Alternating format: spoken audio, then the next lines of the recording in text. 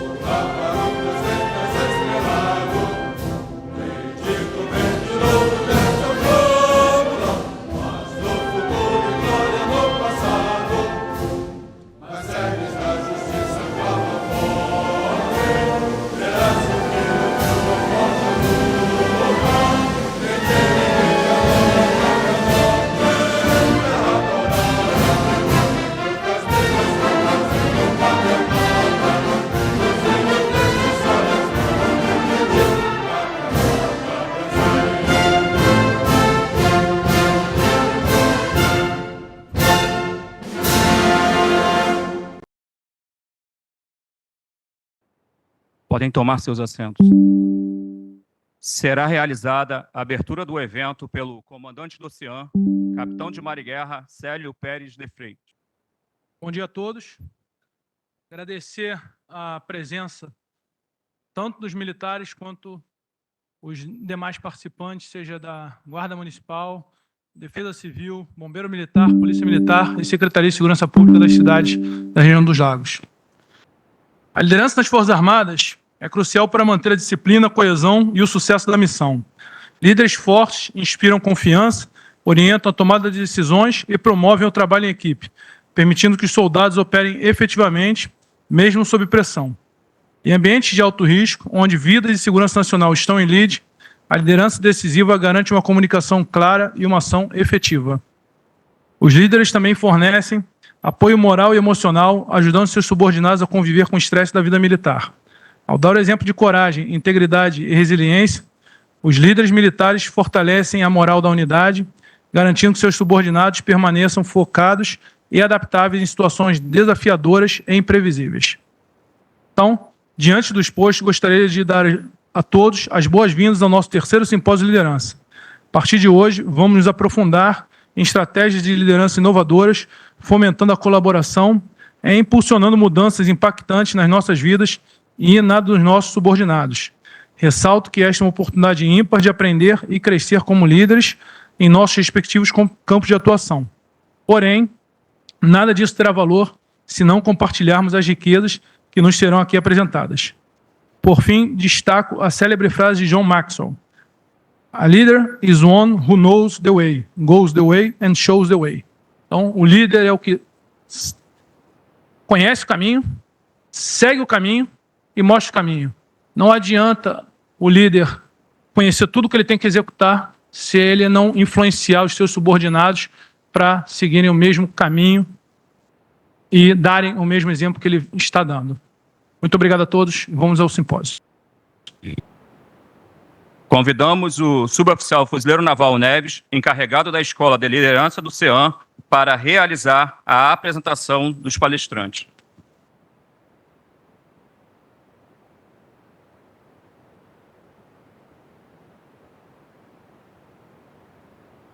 Bom, senhoras e senhores, para mim é uma honra e um prazer estar apresentando pela terceira vez seguida o simpósio de liderança do CIAM. E o palestrante que eu vou estar apresentando para vocês hoje, para começar, ele zerou, né? Teve no primeiro simpósio, teve no segundo, e por que não também estar no terceiro? A palestra que vai ser proferida, vamos lá. O tema é Momentos de Grandeza, como entrar no estágio fundamental da liderança. O palestrante, ele é psicanalista, é escritor e é palestrante credenciado John Maxwell Team, sendo formado presencialmente pelo próprio. Para mim, falar dele é um prazer, uma honra, amigo de infância. Quero que recebam, por favor, com uma salva de palmas, Marcos Salomé.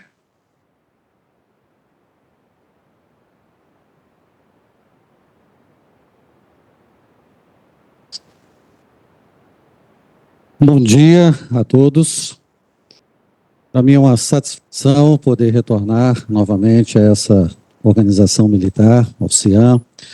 Desde já quero agradecer ao comandante do CIAM, capitão de Mar e Guerra, Célio, por essa oportunidade de estar voltando novamente, diria eu, a esta casa, para tratarmos de assuntos nesse terceiro simpósio, de assuntos muito importantes no que diz respeito à liderança. E quando nós pensamos em liderança, tenho dito que liderança, de uma certa forma, todos nós, em alguma forma, de alguma maneira, nós exercemos a liderança na nossa vida. Então, sou muito grato ao comandante e aqui, cumprimentando o comandante, quero cumprimentar a todos aqui presentes, representantes das outras organizações militares que aqui se fazem presentes, autoridades, né, aqui da região dos Lagos. Bem, queridos, o tema que me foi proposto para estarmos conversando nessa primeira palestra, nessa primeira plenária, né, do terceiro simpósio, é o tema Momentos de Grandeza, como entrar no estado fundamental da liderança. Nos dois primeiros simpósios, no primeiro eu estive falando sobre o tema de como que nós, como líderes, podemos alcançar a alta performance emocional.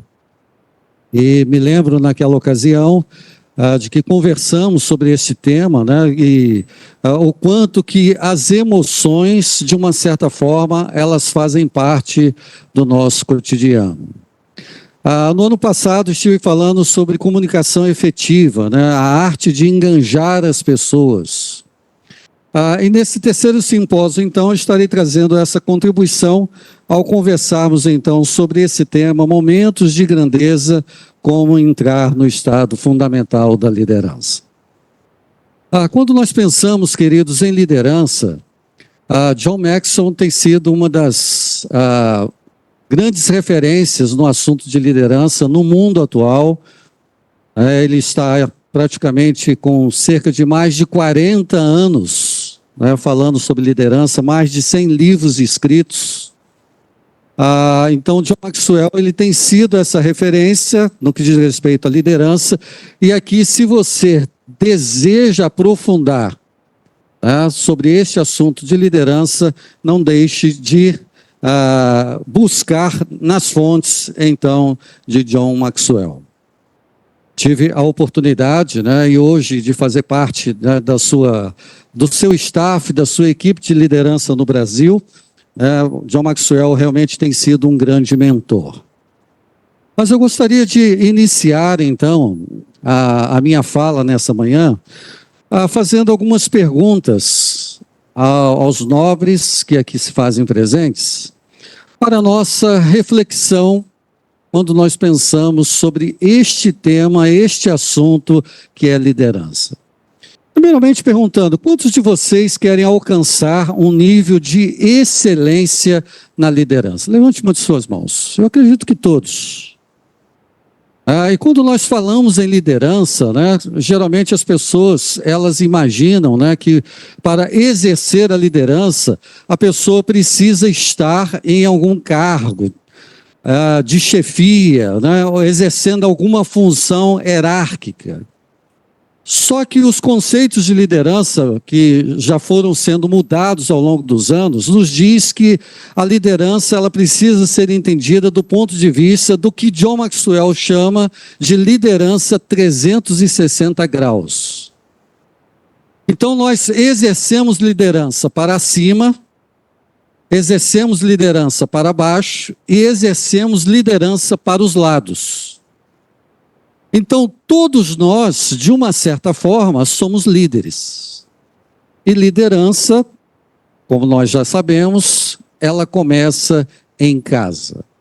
A segunda pergunta que eu trago para vocês é por que alguns líderes, então, eles alcançam a excelência e outros não? Por exemplo, volta e meia nós encontramos muitas pessoas que têm as mesmas formações, fizeram as mesmas capacitações, as mesmas qualificações, mas quando nós vamos para este campo da excelência, nós percebemos que alguns líderes, eles se destacam. Alguns líderes, eles alcançam a excelência e outros não. Então, essa será também uma pergunta que nós tentaremos responder aqui nessa manhã. Seria a excelência apenas uma questão de competência? É para nós refletirmos. Tá? Seria apenas um acúmulo de competências, e nós vamos ver depois, um pouquinho mais à frente, né? Sobre essas questões que envolvem a competência, que nós já trabalhamos nos 2 primeiros simpósios. A competência técnica, né? Estamos aqui num centro de instrução e adestramento aeronaval, onde os senhores e as senhoras que aqui passam, que aqui estudam, que aqui vêm se aperfeiçoar, se capacitarem, com certeza, passam por um processo de capacitação em competências técnicas. Mas também existe aquela competência que nós chamamos comportamental.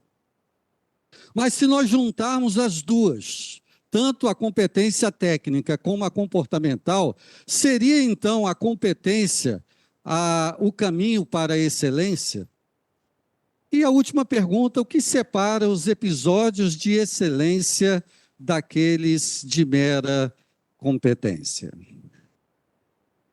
Bem, quando nós pensamos, queridos, neste binômio, vamos assim dizer, excelência e competência, os últimos estudos que vêm sendo realizados dentro deste assunto, e aqui eu trago a contribuição, né, de Robert Quinn, que vem pesquisando e é uma das maiores autoridades também na área de liderança nos Estados Unidos, já trabalhando por cerca de 40 anos em organizações e, sobretudo, a sua contribuição, o seu trabalho versa no aspecto das teorias organizacionais.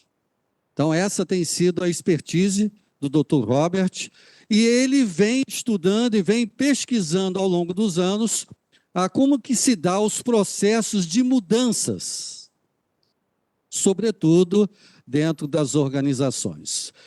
E Dr. Robert, enquanto estava ainda na Universidade de Harvard, hoje ele é professor emérito da Universidade de Michigan, mas quando ele estava ainda em Harvard, ele fez um primoroso trabalho de pesquisa, onde a conclusão foi que os maiores e melhores líderes, eles não copiam ninguém. Por que nós estamos falando isso? Porque é possível que os senhores e as senhoras já tenham participado, não só como esse simpósio, mas de muitos outros, diríamos assim, treinamentos, capacitações, cursos, congressos, conferências de liderança. E o que geralmente nós ouvimos nesses congressos, nessas conferências, é de que para ser um bom líder, para ser alguém que tem uma boa performance, um bom desempenho, uma boa produtividade na sua liderança, a maioria desses treinamentos dizem que basta que nós venhamos a modelar um líder.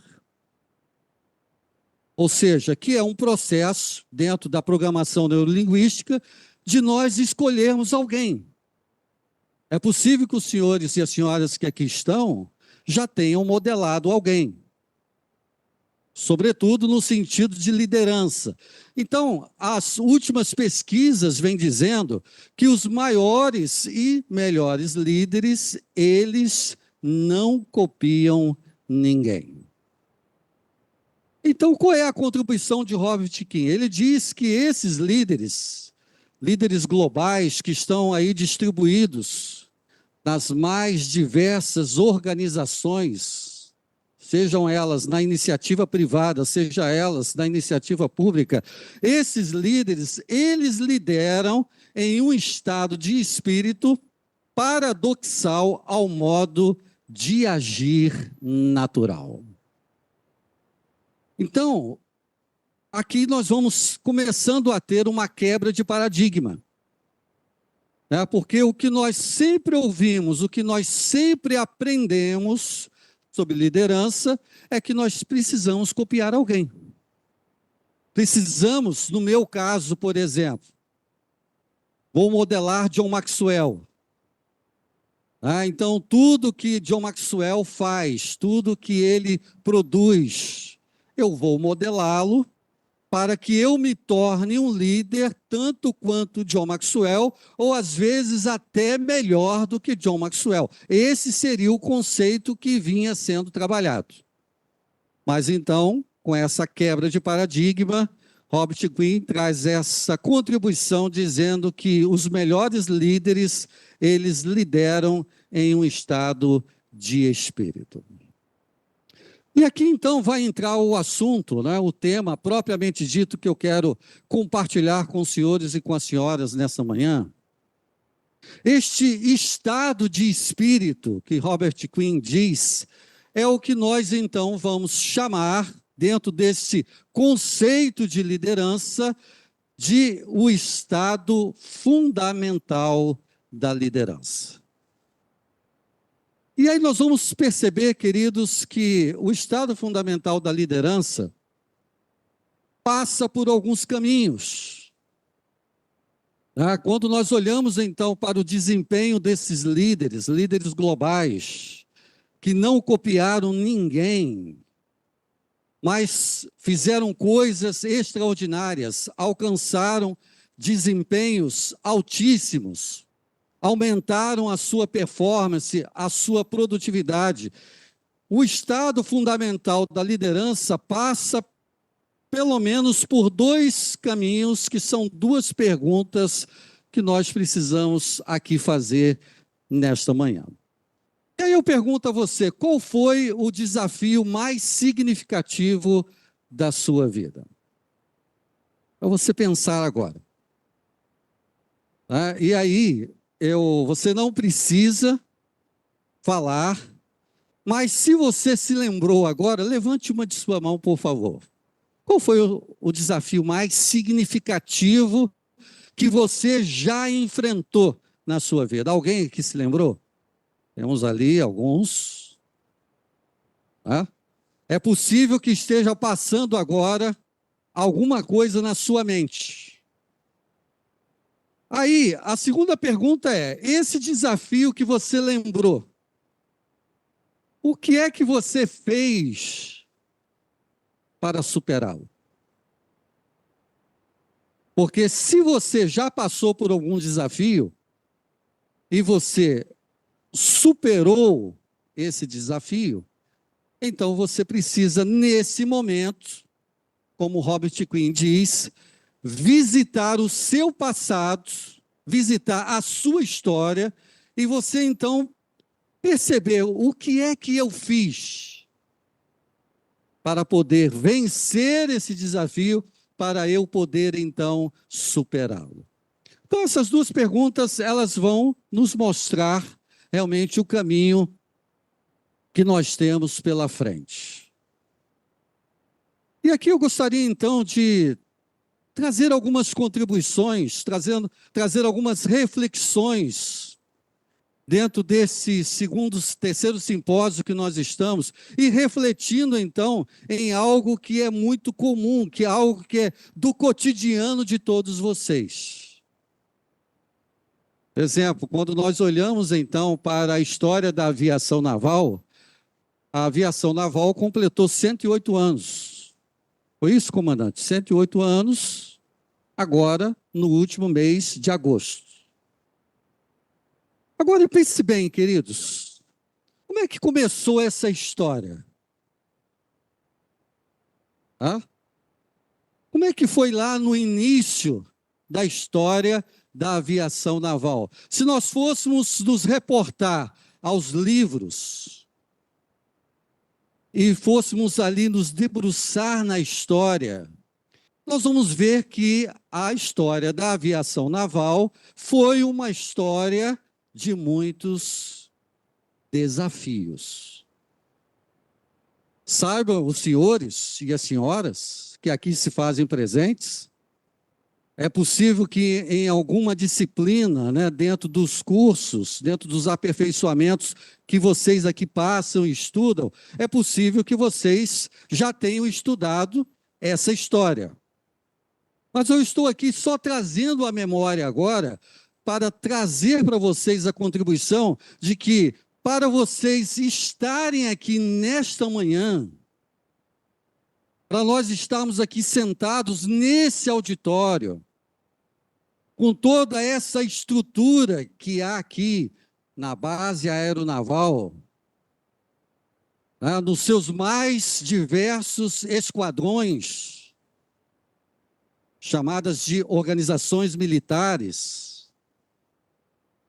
com certeza foi uma história de muitos desafios. Uma pesquisa que eu fiz, senhores e senhoras, talvez nem todos, né, principalmente aqueles que estão aqui, que são civil, não conheçam a história, mas eu fui me debruçar na história para entender.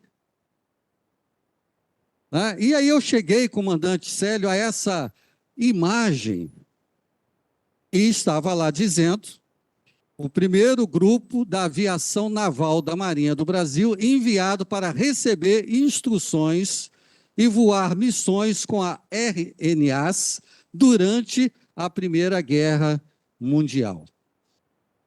Então, pense bem, você está aqui e você pertence à Força aeronaval.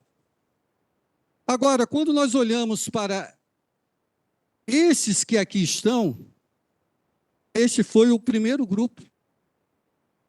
O primeiro grupo de aviação naval da Marinha. E na pesquisa que eu fiz, eu cheguei a algumas considerações, e uma delas é que esses aviadores brasileiros, eles tiveram, comandante, que fazer a instrução na Inglaterra. Ainda tinha essa dificuldade. Por quê? Porque ainda não se tinha nada nesse aspecto no Brasil.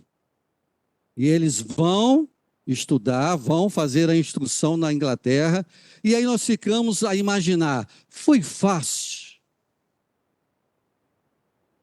Talvez muitos dos senhores e das senhoras que aqui estão, nos adestramentos que são feitos, nas instruções que são passadas dioturnamente por aqueles que aqui passam, talvez você imagine, não, isso para mim tem sido um desafio muito grande. Isso tem sido realmente uma missão que está sendo difícil de ser superada. Agora, quando você olha para a história, se hoje muitas pessoas já consideram difícil, imagine então lá no início, durante a Primeira Guerra Mundial. E eu estava dando uma pesquisada nas OMs, nos esquadrões, e fui vendo que hoje, queridos, vamos assim dizer, o nosso Brasil, nosso querido Brasil, ele com certeza está sendo bem representado, está sendo bem protegido pelas forças. E, sobretudo, pela Marinha do Brasil, e, nesse caso, por vocês que aqui estão, que fazem parte, então, desta Força Aeronaval.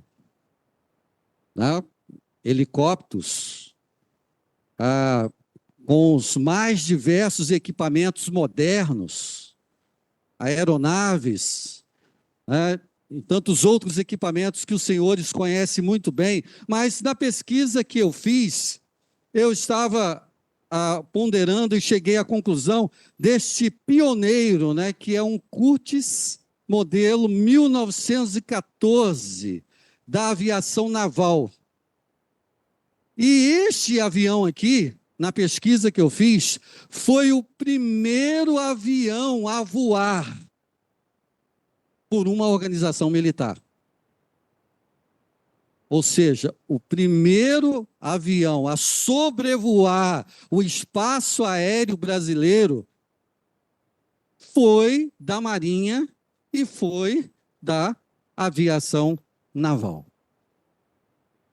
Então, por isso que não foi uma tarefa fácil, mas aqueles que lideraram nesse tempo, eles alcançaram o estado fundamental. Nós podemos dizer, sem sombra de dúvidas, queridos, que esses que lideraram nesta época alcançaram a excelência. Entraram para a história da aviação naval. Deixaram um legado. E a pergunta que eu faço aos senhores e às senhoras: qual é o legado que a atual geração da Força Aeronaval vai deixar para as próximas gerações?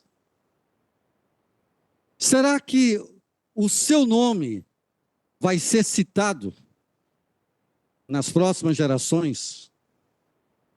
Será que você vai entrar para os anais, para os registros da aviação naval no Brasil? Ou seja, para isso nós precisamos entender que nós precisamos ir além. Nós precisamos, queridos, irmos além da mera competência. E nós precisamos ir para o campo da excelência. E essa vai ser a minha contribuição nesta manhã. Quais foram os maiores desafios que você enfrentou para entrar na Força Aérea Naval? Essa foto aqui, comandante Célia, deste ano, de janeiro deste ano. E eu gostaria de perguntar, né, apenas, né, para eu saber, tem alguém desse grupo de 13, me parece, que entraram em janeiro, que está aqui nessa manhã? Há alguém? Hã? Possivelmente eles estão em alguns outros lugares, né, em alguma outra organização, enfim. Mas a pergunta é: quais foram os maiores desafios que você enfrentou para entrar na Força Aérea Naval? Quem é que se lembra do dia? Alguém aqui se lembra do dia? Levante sua mão assim. O dia que você resolveu se inscrever, comandante. Alguém se lembra desse dia? O dia que você se inscreveu, que você chegou pela primeira vez e você era um civil, e aí você um dia decidiu entrar na Marinha do Brasil, um dia você decidiu ser um fuzileiro, e você talvez fez a prova. Um dos caminhos de entrada, eu estava pesquisando, é pelas provas, né, da Escola Naval, ou você já era um oficial, ou pertencia a alguma outra unidade, e você resolveu vir para cá, né, para se especializar, para servir agora ao Brasil na Força Aeronaval. Eu pergunto a você, foi fácil? Foi fácil? Alguém aqui acha que foi fácil? Levante sua mão. Com certeza não foi fácil. Muitos desafios. Quais são os desafios que você terá ou que terão que ser superados para você chegar até aqui? E aí, eu estava pesquisando, né? E cheguei às minhas conclusões, e as conclusões que eu cheguei, que esse é o chamado, a cerimônia do óleo, né? O batismo de óleo, e que eu estava achando que era na entrada, comandante. Mas aí depois eu fui descobrir que a cerimônia do óleo não é na entrada, a cerimônia do óleo é na saída. Interessante, né? É na formatura. E aí a pergunta é: quantos desafios terão que ser superados para que você chegue a este momento do batismo, da cerimônia de óleo, para que você se lembre, né? Porque aqui a ideia é você se lembrar. É você estar sempre, né, com a sua mente voltada para todos os desafios que foram passados e, sobretudo, pela missão que você tem a cumprir. E aí, eu fui buscar, então, o que diz, diríamos assim, a maior liderança, né? O almirante de esquadra, Marcos Sampaio Olsen.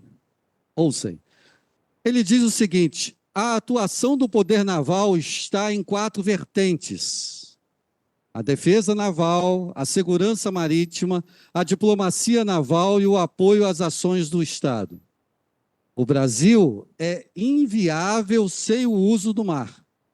A ameaça relevante ao Estado brasileiro essencialmente virá por mar.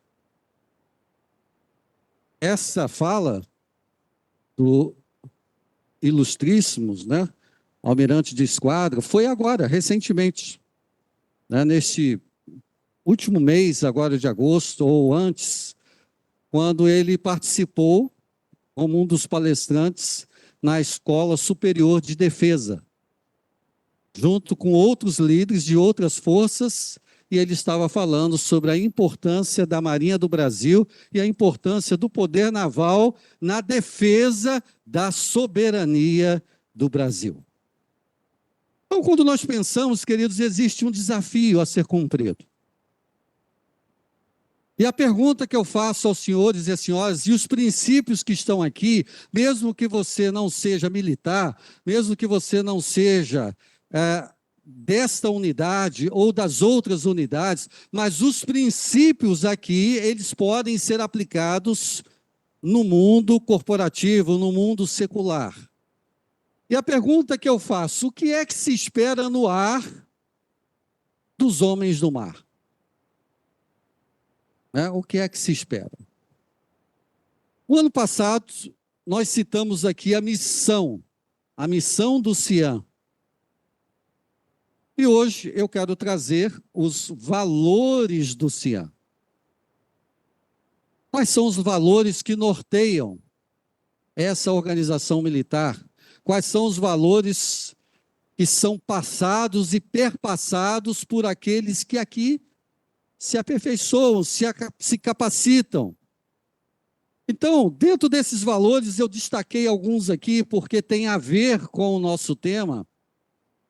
Um dos valores que o CIAN traz e que são perpassados para os senhores e senhoras é a coragem moral e física. Ou seja, para servir a Marinha do Brasil e servir a Força Aérea Naval, você receberá aqui no CIAN a coragem moral e a força física. Um dos valores do CIAN é a preservação da vida, a responsabilidade, o compromisso com a qualidade, a segurança do pessoal e do material, a tenacidade, a eficiência, a lealdade, e aqui eu quero destacar aqui a excelência. Então, um dos valores, dentre tantos valores que estão aqui, tem um que diz respeito ao nosso assunto, ao nosso tema nessa manhã, que é excelência. E quando nós pensamos em excelência, aqui nós vamos então começar, queridos, a entrarmos dentro da nossa proposta desse assunto, que é o assunto momentos de grandeza, como entrar no estado fundamental da liderança. Eu trouxe aqui a figura de um pêndulo. Se nós estudarmos os pêndulos, nós vamos ver que existem vários tipos de pêndulos. Mas aqui é apenas para ilustrar, E aqui é o que eu chamo de o pêndulo da liderança. E o que seria o pêndulo? O pêndulo é para se observar os movimentos oscilatórios. Movimentos oscilatórios. Que geralmente, quando nós estudamos na física, alguns tipos de pêndulo, nós vamos chegar à conclusão de que quando o pêndulo, ele no seu momento, diríamos assim, de equilíbrio, e ele vai no sentido horário, geralmente no sentido horário, seria o que eles chamariam de normalidade. Então, trazendo um pouco da física, para aplicarmos aqui no conceito de liderança, eu diria para vocês que quando nós pensamos no movimento oscilatório da liderança, porque a liderança ela vai oscilar como um pêndulo, se nós estivermos na direita do pêndulo, no sentido horário, nós estamos dentro da normalidade. E aqui estamos dentro do campo da competência. E como nós estamos, queridos, num tempo, senhores e senhoras, que o tempo que nós estamos vivendo no Brasil são tempos de paz e não de guerra, o que geralmente ocorre? Ocorre de nós, costumeiramente, liderarmos pela competência e dentro de uma normalidade. Aí talvez alguém perguntaria assim, mas está errado? Não, não há nada de errado nisso. Certo? Mas o grande risco de nós ficarmos apenas com um pêndulo indo no sentido horário, dentro da normalidade, exercendo as nossas competências, é o fato de nós cairmos naquilo que se chama de zona de conforto. por isso que os senhores e as senhoras que passam aqui pelo CIAM têm o adestramento. Inclusive, nas pesquisas que eu fiz, me parece que agora, este ano, recentemente, né, houve um treinamento, alguma coisa nesse sentido, promovido aqui pela Força Aérea Naval, justamente para ver como é que está o nível, pelo que eu entendi. Tá? Simulações que precisam estar sempre sendo feitas para que a nossa liderança não seja uma liderança que vá pairar apenas dentro de uma certa normalidade, apenas dentro daquilo que nós conhecemos como competência. E aqui o lado esquerdo que eu trago do movimento oscilatório, queridos, é que quando o pêndulo ele vai para o sentido anti-horário, na física nós podemos ver, alguns tipos de pêndulo, que é quando ele vai, como se ele estivesse saindo do equilíbrio. Então, ele vai no sentido anti-horário, e esse movimento que é feito, nós podemos aqui entender que, vindo para o sentido anti-horário, é aonde nós vamos entrar, no caso da liderança, no estado fundamental. Então, aqueles que entendem o conceito de estado fundamental da liderança, dizem o seguinte, que geralmente nós entramos no estado fundamental da liderança, às vezes em momentos de crise. Por isso que eu perguntei aos senhores e às senhoras, quais foram os maiores desafios que vocês enfrentaram? Porque se vocês enfrentaram um desafio e conseguiu encontrar o caminho para superá-lo, então, com certeza, você entrou no seu estado fundamental, às vezes até mesmo sem saber que ele era chamado dessa forma. Agora, o que nós precisamos entender, queridos, é que nós não precisamos de uma crise.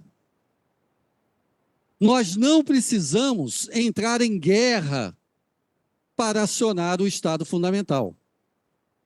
Nós não precisamos de desafio, mas o segredo aqui de como entrar no estado fundamental e alcançar momentos de grandeza é nós, muito mais do que a competência, nós estarmos buscando sempre a excelência, a excelência, a excelência, para alcançarmos, independentemente dos desafios e das crises, este estado fundamental da liderança.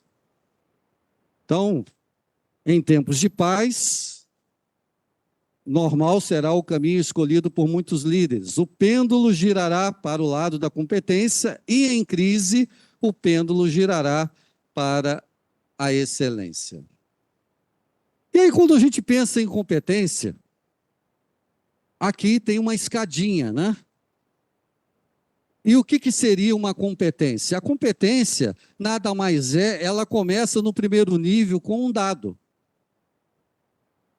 Então, geralmente, chega um dado para você, e aquele dado é simplesmente um dado. Esse dado, após este dado chegar, ele vai se tornar uma informação. Depois, a informação torna um conhecimento. E depois o conhecimento torna-se competência. E como é que a gente aprimora a nossa competência? Conhecimento, prática e repetição. Conhecimento, prática e repetição. Então, aqui no CIAM, no Centro de Instrução e Adestramento Aeronaval, possivelmente o que vocês mais fazem é conhecimento, prática e repetição. Com isso, vocês vão alcançando um nível de competência. Agora, quando nós pensamos no estado fundamental que vai nos conduzir à excelência, o estado fundamental, queridos, ele vai para duas direções. Por quê? Nós alcançamos o estado fundamental que nos levará para momentos de grandeza os momentos de grandeza de um líder, ou dos maiores líderes, ocorrem nos seus maiores desafios. Então, talvez alguém pensasse assim, momentos de grandeza, né? O que seria os momentos de grandeza? Os momentos de grandeza em liderança é quando você passa pelos seus maiores desafios. Porque os maiores desafios vai levar você para a excelência. Você vai aumentar a sua performance, você vai aumentar o seu desempenho e aí você vai alcançar momentos de grandeza. Então, o que eu estou dizendo com isso? Que para nós pensarmos em liderança, queridos, aqui embaixo nós temos, na horizontal, a competência. Na vertical nós temos os desafios, os maiores desafios. A competência, ela sempre será necessária. Ela sempre será essencial. Não tem como você realizar algo se você não tiver competência. Agora, haverá momentos que você vai precisar mais do que competência. Certo?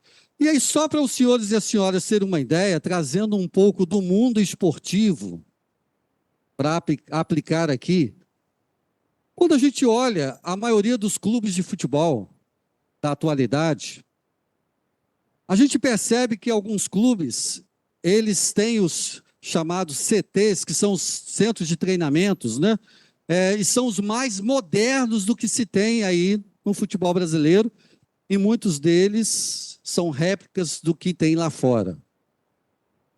Mas não sei se vocês sabiam, quando os jogadores, se eles são bem treinados, né, jogadores de futebol, eles têm uma boa fisiologia, eles têm um bom treinamento, eles têm uma boa performance. Eu já tive o privilégio de conhecer alguns CTs. Então, não é falta de tecnologia, não é falta de equipamento moderno. E geralmente nos treinos de futebol, aqueles que estudam esse universo sabem que é o seguinte, num treino é 90% de técnica e 10% comportamental do treino. Aí vem aquela máxima, jogo é jogo, treino é treino, treino é treino, jogo é jogo. Quando eles vão jogar, aí a coisa se inverte. Porque dentro do campo de futebol, na hora do jogo ali, na hora da partida, nos 90 minutos, aí é 90% comportamental e 10% de técnica. Se nós pegarmos esse conceito e trazermos para cá, eu diria que no adestramento, comandante Célio, é 90% de técnica. Mas, talvez numa missão real, tá? Vocês foram chamados para uma missão, e essa missão ela é real, não é um treinamento, não é um adestramento. Aí a coisa vai se inverter. Vai ser 90% comportamental e 10% de técnica. Então, esse gráfico aqui mostra o seguinte: se você tiver a competência baixa e o desafio baixo, o que você vai ter é a estagnação, é a mediocridade. E aqui não é no sentido pejorativo como a gente conhece. O mediocridade aqui é o mediano. Então, se você veio para estudar no CIAN e você é um aluno mediano, sabe o que é o mediano? O mediano é aquele que é o melhor dos piores e o pior dos melhores. Esse é o mediano. Né? Não, para mim tá bom, eu vou para lá, vou estudar, vou ficar um período lá. Esse é o mediano. Talvez vocês já tenham conhecido alguém assim, mas esse que é mediano, ele assim, ele é o melhor dos piores e o pior dos melhores.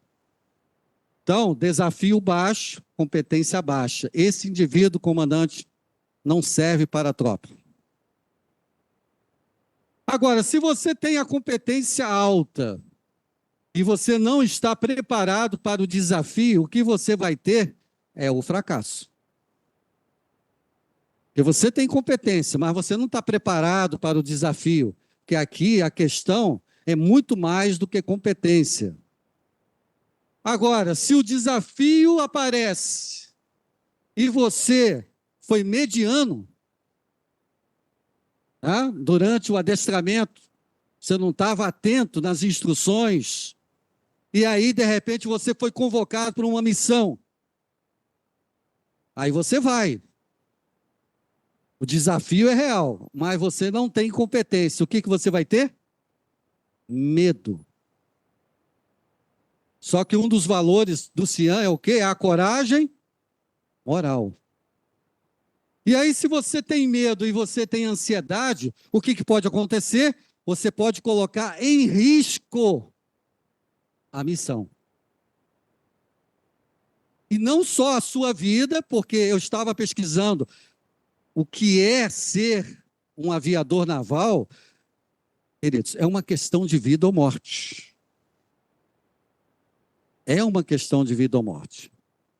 Então, quando você vai para uma missão, e você geralmente não vai sozinho, você vai com outros, você pode colocar em risco a vida de todos. Então, qual que é o segredo? O segredo, queridos, é você elevar a sua competência e você elevar o seu nível de excelência, diríamos assim, para você superar os desafios. O que você vai alcançar? O estado fundamental. Então, o segredo é aqui, ó. Você tem que conjugar essas duas linhas aqui. Se você ficar só aqui, você pode fracassar aqui. Se você ficar só aqui, você fracassa também. Então, é preciso excelência para alcançarmos o momento fundamental da liderança. Aí a pergunta que eu faço, então, em termos práticos, o que precisaríamos fazer para entrarmos no estado fundamental da liderança? Robert Greene traz a contribuição, queridos, que entramos no estado fundamental e ele nos leva a momentos de grandeza quando nós fazemos algumas perguntas a nós mesmos. E as perguntas são, primeiro, quais as possibilidades que tenho para resolver este problema? Você já se viu numa situação assim, em que fugiu a competência? E aí você tem que botar a sua mente para funcionar e você tem que perguntar a você mesmo: quais são as possibilidades que eu tenho para resolver esse problema? Talvez você vai estar com a sua equipe, o problema é difícil, o desafio é grande, saiu do controle, que existem situações que fogem ao controle. Principalmente de vocês que lidam com a natureza, diríamos assim. E aí precisa todo mundo sentar e exercer o seu estado fundamental. Olha, vamos sentar aqui e vamos pensar quais são as possibilidades que temos. Dentro da normalidade, eu saberia agir? E aí eu trago para vocês essa tragédia ocorrida agora há pouco tempo, que chocou o país, todos nós vimos pela televisão. Meu objetivo aqui ao trazer não é fazer nenhum tipo de julgamento, nenhum tipo de sensacionalismo, mas simplesmente refletirmos. Né? Agora, no início de setembro, saiu um relatório da Força Aérea Brasileira, não sei quantos viram, um relatório preliminar, eu estava lendo o relatório preliminar, do Centro de Investigação e Prevenção de Acidentes Aeronáuticos, o CENIPA. O relatório foi escrito pelo tenente-coronel aviador Paulo Mendes Froes. Ele diz o seguinte: durante a subida, ainda, o comandante comenta, através do registrado no CVR, gravador de voz, que existia ali uma possível falha no sistema de gelo. com a aeronave já nivelada. O copiloto, então, comenta: bastante gelo. Foram esses os dois comentários sobre o gelo e a falha de sistema, disse o investigador encarregado, o tenente-coronel aviador Paulo Mendes Froes. No relatório, na íntegra, queridos, não sei quantos leram o relatório, eu estava lendo o relatório, e não é a minha área, obviamente, mas pelo que foi exposto pela Força Aérea Brasileira, este nível em que a aeronave já estava, né? Ela já estava praticamente no seu nivelamento, que segundo eles era de 17 mil pés, ou 5 mil metros aproximadamente. O relatório vai indicando isso. Aí veio as possíveis situações que podem ter ocorrido lá, na cabine de comando. O grande questionamento, não vou dizer questionamento, né, mas as dúvidas que só virão com o tempo, e nessa matéria também teve um especialista nesse tipo de aeronave que estava falando, com muitas horas de voo, comandante. Ele estava dizendo o seguinte, que esse problema do gelo nas asas desse tipo de aeronave, o piloto ele poderia descer de 5 mil metros para 3 mil metros. Porque, pelo que eu entendi, na fala dele, haveria um descongelamento natural ao descer a aeronave, de 5 mil para 3 mil. A Força Aérea Brasileira, no relatório, diz o seguinte, que ele pediu autorização para descer. A grande dúvida foi o seguinte, que está no relatório, que se já havia um sinal de emergência, né? Se alguma coisa já estava acontecendo, porque quando ele pede autorização à torre para descer, ele não diz que era um caso de emergência. Então a gente não sabe o que aconteceu, ninguém sabe, mas o fato é que ele não diz que era um estado de emergência. Como havia uma aeronave sobrevoando aquela região, comandante, aí a FAB disse o seguinte, que a torre disse, você espera mais um pouco, e nós vamos dar autorização. Essa espera, se não me falha a memória, durou aí em torno de 15 minutos. E aí, o que começou a acontecer? A aeronave foi perdendo desempenho. Né? E aqui, este comentário, bastante gelo. Vamos pensar, queridos, e aqui, como eu disse, comandante Célio, o objetivo não é fazer nenhum tipo de julgamento, mas nós pensarmos. Essa expressão bastante gelo que foi dita pelo copiloto e não pelo piloto. Ele diz bastante gelo. Esse bastante gelo, queridos, era em que sentido? Qual é a interpretação? Como, por exemplo, no aspecto da preocupação, olha, bastante gelo. Preocupação, bastante gelo. Ou foi no sentido de apenas um comentário? Bastante gelo. Não sei se vocês estão entendendo a questão da interpretação, porque a chave está aqui, bastante gelo. Será que foi apenas um comentário ou foi uma expressão de preocupação? Mas o fato é, queridos, é que quando a torre autorizou que a aeronave fizesse o processo virando a asa em 17 mil pés, aí a aeronave entrou num processo de stall, uma linguagem muito conhecida dos senhores. Então, ela foi e começou a queda.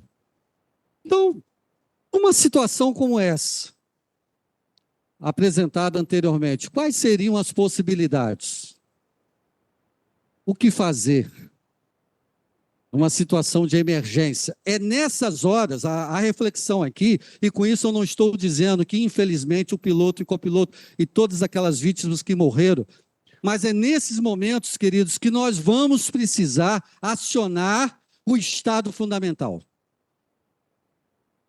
Como, por exemplo, aqui é só uma suposição. Se houvesse uma situação de emergência, mas a torre não autorizou, mas era emergência, não sei, talvez o Estado fundamental o levasse a, mesmo assim, descer de 5 mil para 3 mil. Que foi o que o especialista austríaco disse. Mesmo a torre não autorizando, ele poderia tentar, mesmo assim correndo os riscos, descer de 5 para 3 mil. Mas nós não sabemos. Qual é o segundo ponto que nós precisamos entender? Então, o primeiro, queridos, é esse. Você entra no estado fundamental quando você faz as perguntas. Quais são as possibilidades? Segundo, busque um estado de espírito para agir com autorresponsabilidade, autenticidade e confiança. Em 2013, mais ou menos, um congresso de liderança que eu participei, o general Colin Powell, foi secretário de defesa dos Estados Unidos, general, uma das figuras mais conhecidas, né, nas forças dos Estados Unidos. Ele, numa videoconferência, estava falando sobre os seus maiores desafios. Ele que faleceu recentemente, há poucos anos, de Covid. Mas ele estava falando de um dos seus maiores desafios. E um dos maiores desafios do Colin Powell, nesse congresso de liderança, ele estava dizendo que foi quando deflagrou a chamada Guerra do Golfo. Estão lembrados da Guerra do Golfo Pérsico? Que o presidente dos Estados Unidos, naquela ocasião, era o George Bush pai, o pai, não o filho. E o Colin Powell estava dizendo, nesse congresso de liderança, que ele entrou no salão oval da Casa Branca e George Bush estava olhando para o jardim. E sabe o que ele estava vendo? Os esquilos, comandante. O presidente dos Estados Unidos estava na janela da Casa Branca, olhando para o jardim, vendo os esquilos. E aí o general entrou e ficou atrás dele e disse: senhor presidente, estamos com um problema.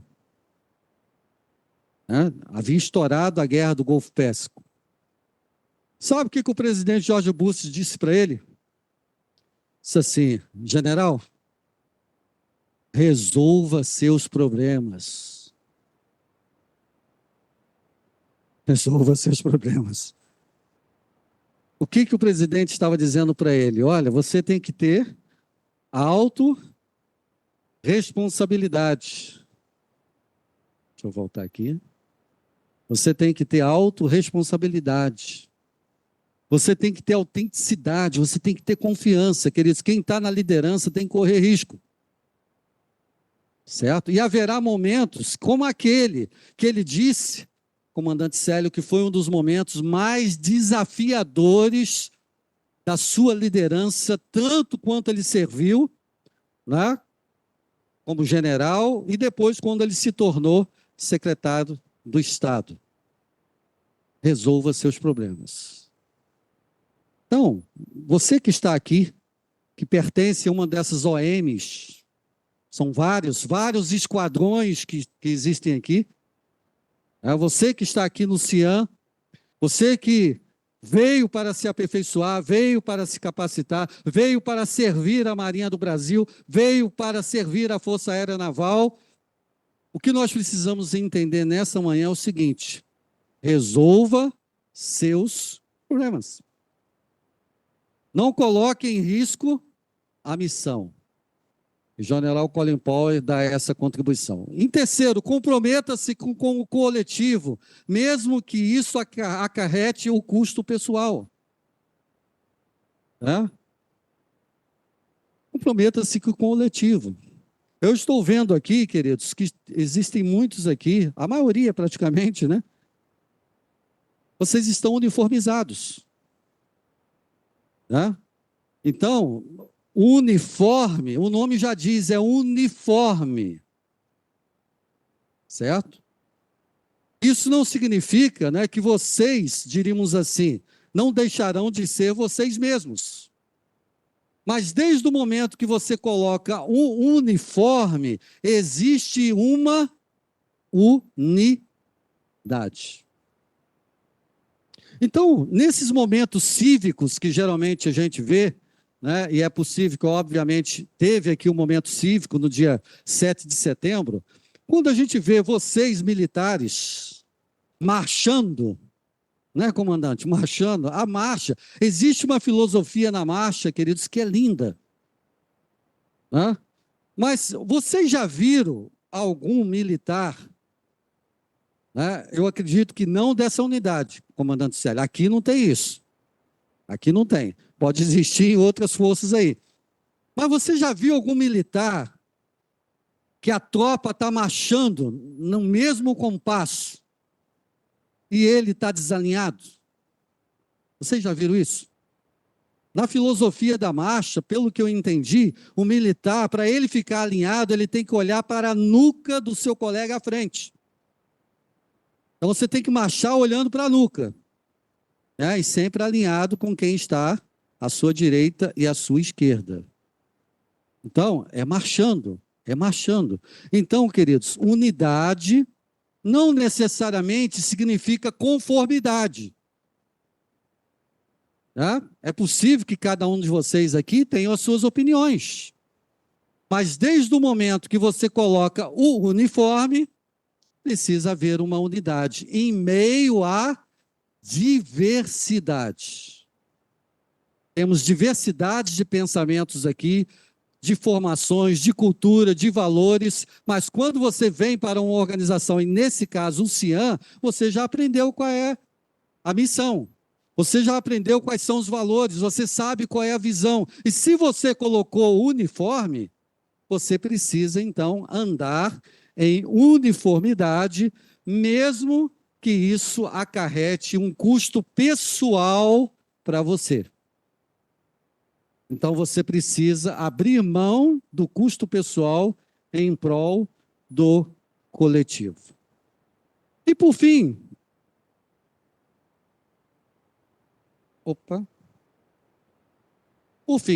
esteja aberto para as mudanças. É a quarta coisa que nós precisamos fazer para entrar no estado fundamental da liderança. Esteja aberto para mudanças. E aí vem esse penúltimo slide. Como está o seu indicador de atitude?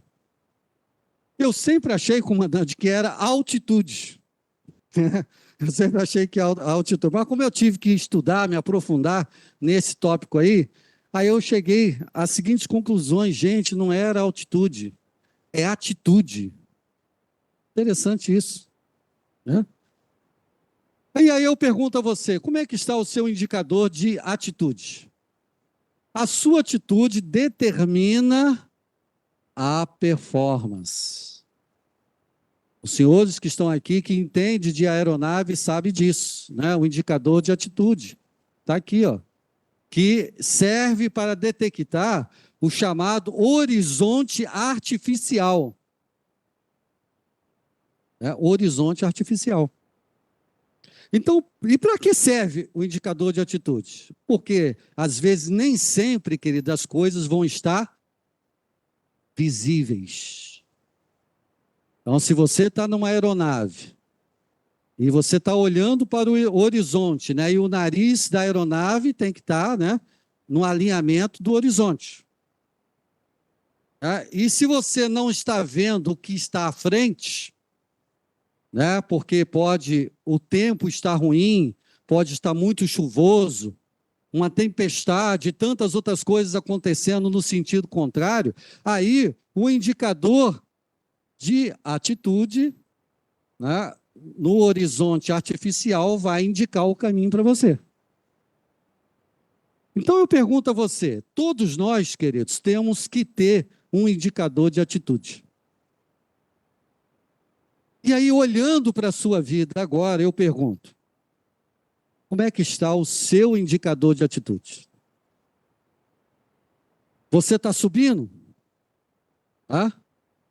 Ou você não está percebendo, mas o indicador está apontando para baixo. E talvez você está perdendo performance, você está perdendo desempenho, e aí você precisa olhar para o seu indicador de atitude para você manter o nível, a sua vida alinhada com o propósito, alinhada com a missão. Tá? Então, para isso você, quando o desempenho da aeronave vai caindo, o indicador de atitude mostra, aí o piloto faz o quê? Ele vai ter que fazer alguma coisa para mudar, não é isso? E aumentar novamente o desempenho da aeronave. Então, com isso, eu quero dizer para você que você terá que fazer isso. Quais são as mudanças que precisam ser feitas no meu plano de voo? Então, você vai para uma missão, vai fazer um plano de voo.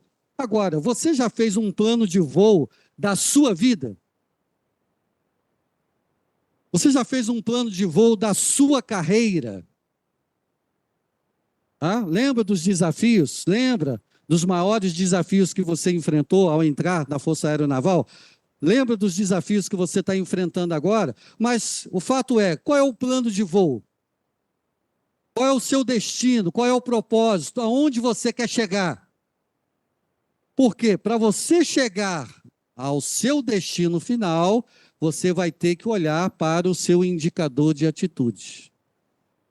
Para você não perder o desempenho e a performance e alcançar os resultados que você precisa.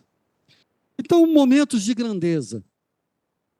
Como entrar no estado fundamental da liderança? Então, vocês viram que são através dessas 4 perguntas que vocês terão que fazer a vocês mesmos.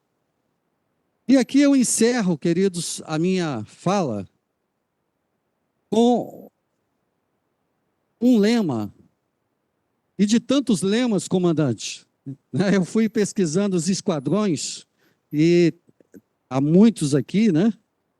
E aí eu falei assim, mas eu vou ter que escolher um, são muitos lemas, né? E eu achei esse interessante. Por quê? Porque eu acredito, comandante Célio, que apesar de ser o lema de uma outra OM, né, pelo que eu entendi, mas faz parte da aviação naval, certo? Faz parte da Força Aérea Naval. E esse lema aqui, ele compreende tudo, tudo. Tudo que nós falamos e tudo que nós precisamos saber, queridos, para alcançarmos momentos de grandeza. Então, para fechar, os momentos de grandeza na liderança, eles não virão nos momentos de sombra e água fresca. Os momentos de grandeza na sua liderança vai ser nos dias mais desafiadores, vai ser naqueles dias que você vai estar mais cansado. Você sabia disso, que os desafios vêm quando nós estamos mais cansados? Aí nós encontramos aquela força. Por isso que lá no início, o Robert Greene disse o seguinte, que os maiores e melhores líderes, eles não copiam ninguém, mas eles lideram fundamentado no estado de espírito.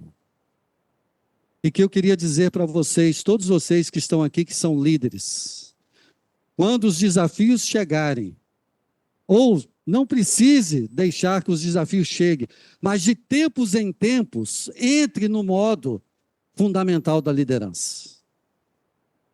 Busque as melhores respostas, faça mudanças, haja com tenacidade, com coragem, com decisão. E aí, por fim, como eu disse, é uma expressão que está em latim, inominia paratus. Eu acho que é isso, inominia paratus. Alguém aqui saberia dizer? Lógico, os que fazem parte dessa OM provavelmente sabem. Os outros. Preparados para tudo? Preparados para tudo. Então, queridos, inominia paratus. Pode ser que você nem se lembre, né, de tudo que foi falado aqui, mas se você for pensar dioturnamente e depois você vai voltar às suas atividades, depois você vai para casa e você pensa, inomine aparatos, preparado para tudo.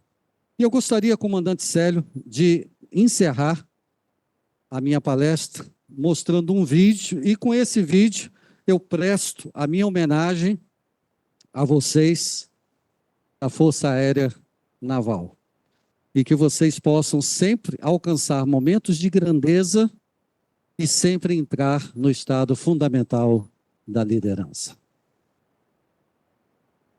Maverick. Mais de 30 anos de serviço. Medalhas de combate, missões honrosas. O único homem a derrubar 3 aviões inimigos nos últimos 40 anos. Ainda dá pra parar, parceiro. Se eles querem Mach 10, daremos Mach 10. Medalha de serviços distintos. Mais medalha. Mais medalha. Mas você não consegue uma promoção. Não irá se aposentar. E apesar de todo empenho, você se recusa a morrer. É o ser humano vivo mais veloz. Por motivos que só Deus e o seu anjo da guarda sabem. Você foi chamado de volta a Top Gun. Senhor? Não queremos que pilote. Queremos. Está aqui a pedido do almirante Kaczynski. Acontece que o Weissman é um homem que admiro demais. E ele acha que você ainda tem algo a oferecer à Marinha.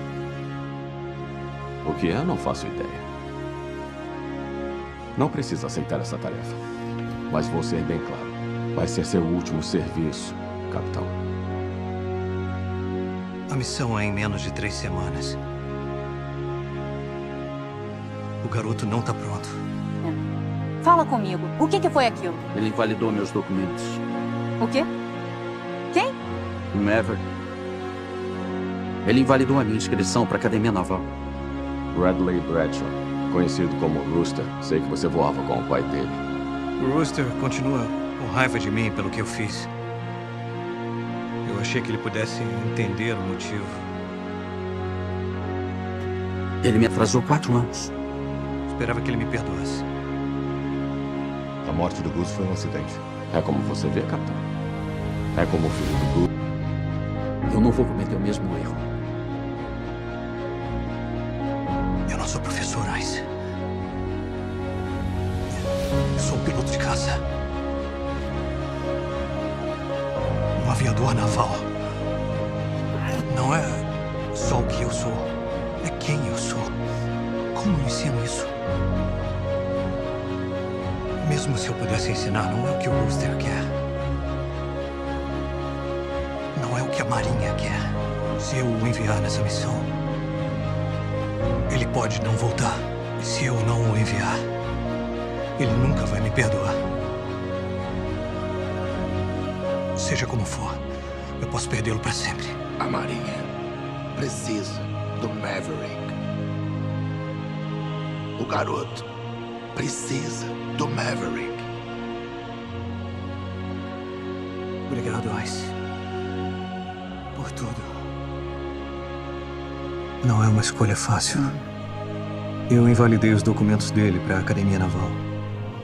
A mãe dele não queria que ele voasse depois do que houve com o Gus. Eu estava tentando ser o pai que ele perdeu. Eu queria muito ter feito melhor. A verdade é que eu não achava que ele estava pronto. E ele tá agora. Só não magoou ela de novo. Nós dois sabemos que nunca quis esse trabalho. Senhor, eles não estão prontos. Era seu dever prepará-los. Senhor, eles têm que acreditar que a missão é realizável. Tá de gancho, não voa mais. Pra sempre. Que escolha eu tenho? Agora só pode contar com você. Se você perdesse seu ala lá em cima, ia continuar. Mas o que é isso?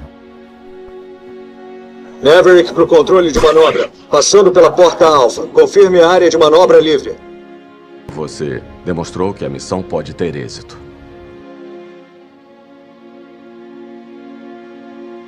talvez a única forma de sobreviver. Eu tenho tudo para mandar você à corte marcial e pedir dispensa desonrosa. O que eu faço? Arrisco a vida dos pilotos e talvez o sucesso da missão? Ou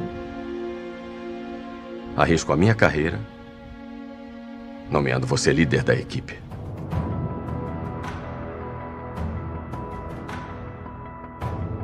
Foi uma honra voar com vocês. Cada um de vocês representa o melhor do melhor. Esta missão é bem específica. A minha escolha reflete isso e nada mais. Fala comigo, Goose. O Payback e o Fanboy, a Phoenix e o Bob. Nos deixe orgulhosos. E o seu Alan? O Rooster. O restante ficará de reserva no porta-aviões para qualquer papel secundário que apareça. É para isso que vocês foram treinados. Quando voltar, a gente conversa. Se eu não te encontrar de novo, Rondo, obrigado. Foi uma honra, capitão. Não há volta agora. Daggers, informação de ataque. 2 minutos e 30 segundos em 3, 2, 1, já. 2 já. 3 já. 4 já. Senhor, os Daggers 2 e 4 estão atrasados. Tempo pro alvo, 1 minuto e 20. Se não acelerarmos agora, os inimigos estarão nos esperando quando alcançarmos o alvo. Fala comigo, pai. Ah! Ned, não! Temos que voltar! Traga-os de volta. Dagger, não se envolva. Repito. Não se envolva. Dagger 2, volte ao porta-aviões. Recebido.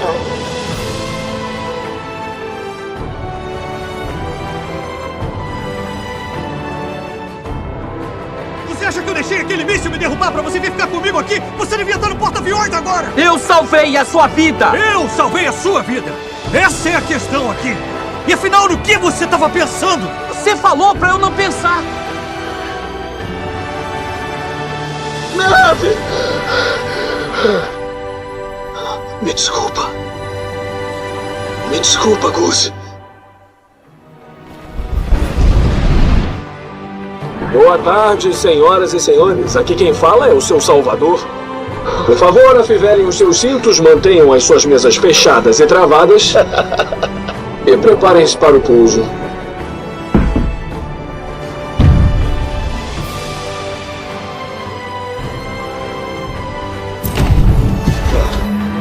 Por favor, não fala que perdemos o motor. Tá, eu não falo. Tá bom.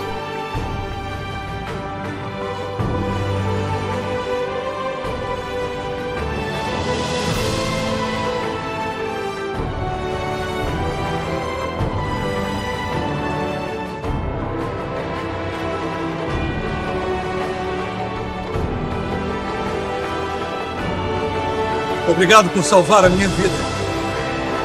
É o que o meu pai teria feito.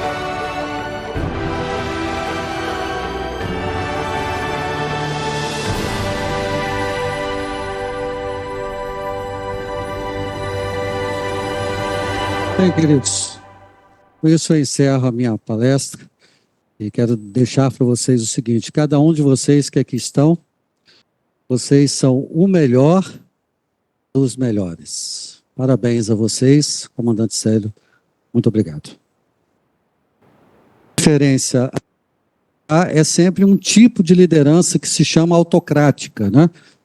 Ou um estilo de liderança vertical, tá? Nesse sentido, aonde a figura é muito mais, assim, às vezes, de um chefe, né? Que precisa seguir as normas e precisa seguir os manuais. Né? Só que esse mesmo chefe, vamos assim dizer, que tem que fazer cumprir o manual, né, as normas, querendo ou não, ele precisa exercer a liderança. Então, para responder, eu diria que o melhor caminho seria a base do diálogo, para que não haja conflito, né, nesses aspectos, mas uma boa comunicação, uma comunicação efetiva, né? No sentido de que todos possam estar enganjados dentro do mesmo propósito. Penso eu que quando se fizer necessário esse estado fundamental da liderança, não haverá nenhum tipo de choque, né, desde que os propósitos e a finalidade e a missão de todos sejam a mesma. Então precisa haver um consenso da equipe nesse sentido, né, para que realmente não venha extrapolar os limites aí dessa esfera, né, de sair do que é uma organização militar. Muito obrigado. A segunda pergunta, feita pelo 2º Tenente Roca, da Polícia Militar do Estado do Rio de Janeiro. A tomada de decisão, muitas vezes, vai de encontro à normalidade, mas mesmo assim, ela se torna um diferencial de excelência? Sim, sim. Eu diria, queridos, se os senhores e as senhoras também sabem muito isso, né? As tomadas de decisões, elas vêm, como eu disse, nos momentos mais difíceis. Né? E geralmente o líder, ele gerencia pessoas, né? E na liderança, um dos trabalhos de um bom líder é solucionar problemas.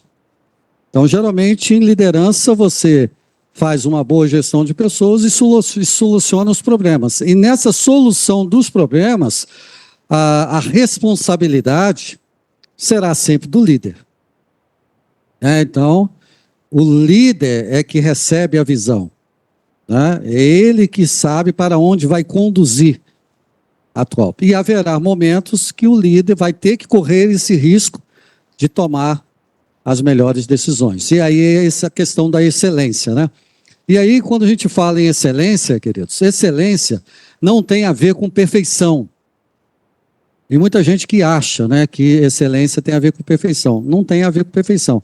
Excelência é a qualidade daquilo que excele, né? Que dá origem àquilo que excede. Então, excelência não é perfeição. Excelência é você dar o melhor de si.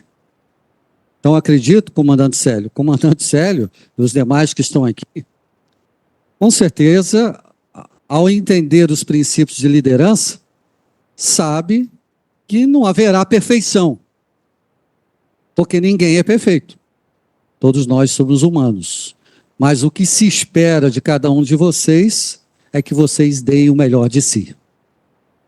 Porque a partir do momento que vocês derem o melhor de si, vocês vão alcançar a excelência. Então a excelência é isso. É por isso que a excelência não tem nada a ver com competência. Entendeu? A excelência vai mais além. E quando a gente vai para o lado da excelência, a gente transcende. Que aí a gente alcança esse estado fundamental. E aí é que vem os maiores momentos de grandeza, né, de um líder. É saber que ele passou pelo que passou, se manteve firme, tomou as melhores decisões e agora, então, ele está nessa esfera de grandeza. A próxima pergunta vem do suboficial Nunes, do Centro de Hidrografia e Navegação do Noroeste, Manaus. Senhor Marcos Salomé, primeiramente, bom dia e obrigado pela brilhante explanação. Vendo o vídeo final, seria uma afirmativa plausível que líderes não formam apenas seguidores, e sim novos líderes? Sim, com certeza. E parabéns, né, pela pergunta. O conceito de liderança é esse, né? Os líderes sempre formando líderes, né? E aí, quando é que um líder, ele sabe que o seu liderado está preparado? Né? Porque a ideia não é formar seguidores, é formar outros líderes. Aqui, por isso que eu citei nessa parte final, né, fazendo referência ao trecho do filme, porque aqui estão os melhores dos melhores. Todos vocês são líderes. Mas o líder, ele pode ter a certeza que ele cumpriu a sua missão quando o seu liderado se torna melhor do que ele. Aí eu pergunto aos senhores, é fácil? Não é. Mas, quando você perceber que o seu liderado, ele ficou melhor do que você, aí você pode se orgulhar porque você cumpriu a missão. Porque liderança é isso daí, é formar outros líderes que vão formar outros líderes e assim sucessivamente. A quarta pergunta é do sargento Marcel do CIAN. Qual a melhor forma de atingir o estado fundamental da liderança? Busca pelo conhecimento ou o acúmulo de experiência? Então, o conhecimento, a pergunta também é muito interessante, muito boa, né? Porque nós já vimos que o conhecimento tem a ver com a parte da competência, né? Começa com os dados. Vamos supor, quando você entrou aqui no CIAN, você não sabia exatamente o que era isso, o que era aquilo, né? Você veio para estudar, para se aperfeiçoar, para especializar. Então, o que você tinha era um dado. Esse dado depois se tornou uma informação, como eu disse. Depois essa informação se tornou um conhecimento que você passou a possuir. E esse conhecimento praticado, repetido, fez com que você chegasse ao nível aí da competência. Agora, a excelência, queridos, é como a gente trabalhou, ela transcende, né? E como entrar nesse estado fundamental? O conceito do Robert King diz o seguinte, que os maiores líderes que não copiaram ninguém, eles entraram nesse estado, sobretudo em momentos de crise. A grande contribuição está no seguinte aspecto: você vai esperar a crise chegar para você entrar no estado fundamental? Você vai esperar o desafio chegar para você acionar esse modo? Pode ser que não dê tempo. Pode ser que você não consiga fazer as perguntas necessárias para você entrar no estado fundamental. Então, como é que a gente entra? O conceito do Robert King é o seguinte: independentemente, nesse caso aqui, de os serem de paz, todos nós que aqui estamos podemos entrar sempre que quisermos no estado fundamental da liderança. Esse estado ele é temporário, por conta do pêndulo. Você não vai ficar, ninguém aqui vai ficar o tempo inteiro numa performance. Ninguém vai ficar o tempo todo no seu melhor desempenho. Isso é impossível. O pêndulo vai girar, porque é oscilatório, né?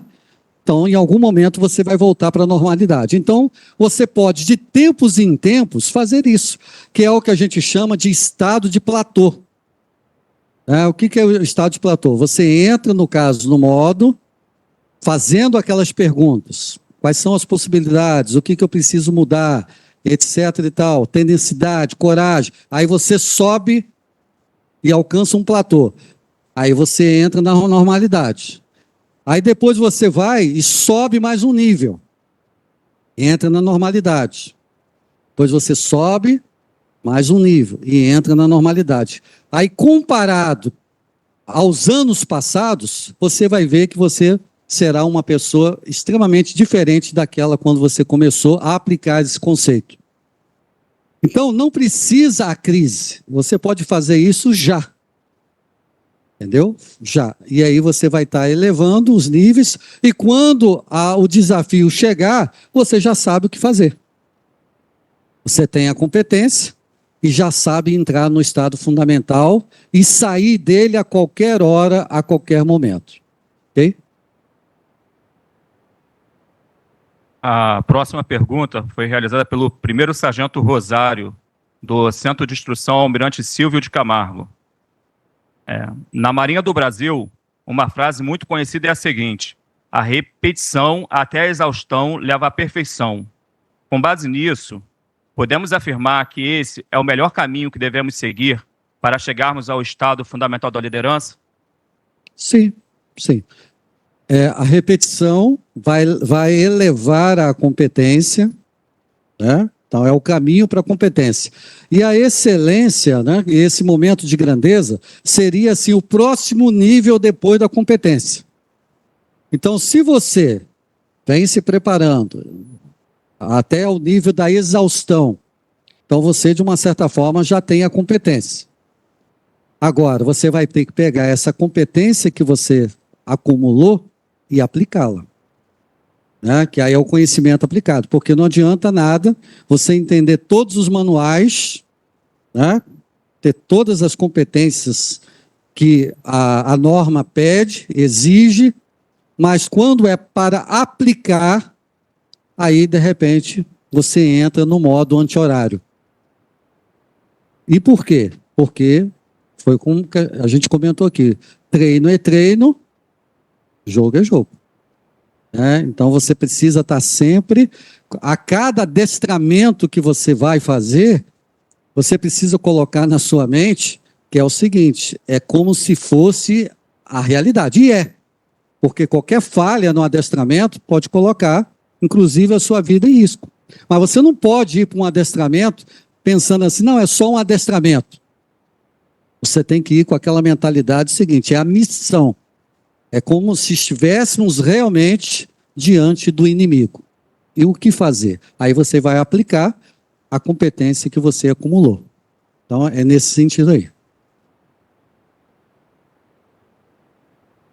Devido à exiguidade do tempo, segue aqui a última pergunta do sargento Linhares, do CIAM. Diante do que foi exposto sobre o estado fundamental da liderança, como eu, na posição de líder, posso inspirar e motivar minha equipe? Sim. Eu acredito primeiro sendo o exemplo, né? Porque não que quem fez a pergunta não seja, né? É no sentido mais amplo que eu estou dizendo aqui.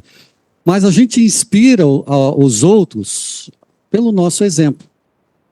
Entendeu? Então, se nós temos uma equipe, né, e a equipe percebe que nós somos alguém que sabemos para onde estamos indo.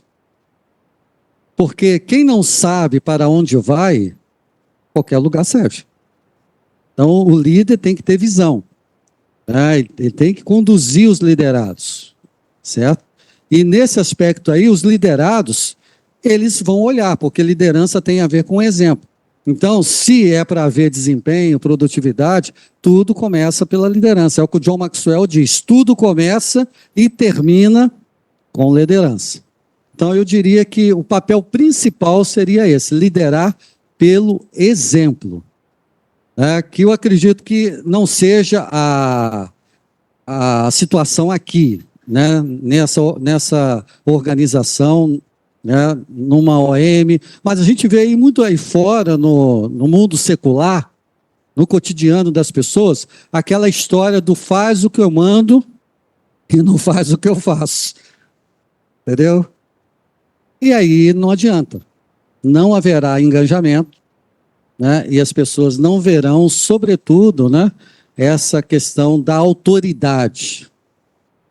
Porque autoritarismo, queridos, é uma coisa e autoridade é outra. Talvez, que não é o caso aqui também, mas tem muitas pessoas, né, que talvez quando imaginam, né, poxa, uma organização militar, né, é autoritarismo, né? Coisa que as pessoas lá fora, por não conhecerem, usam esses tipos de jargão. Só que autoritarismo se impõe e a autoridade se conquista. Aí alguém poderia dizer assim, mas isso é possível numa organização militar? É. Né? Porque a autoridade se conquista. Então o líder, ele vai conduzir a sua tropa pautada numa autoridade que não foi imposta, mas que cada um escolheu seguir. E aí, quando o líder consegue passar isso para a sua equipe, a equipe compra, ela se enganja, né? E aí todos vão no cumprimento dessa missão. Muito obrigado. As demais perguntas serão encaminhadas ao senhor, ao palestrante, para que envie as respostas aos debatedores por e-mail. Encerrada a fase de debate, dirijo-me ao senhor Marcos Salomé e agradeço em nome do comandante do CIAM, capitão de Mar e Guerra Célio, pela palestra proferida. Para materializar nosso agradecimento, convido o comandante Célio para realizar a entrega do certificado de participação.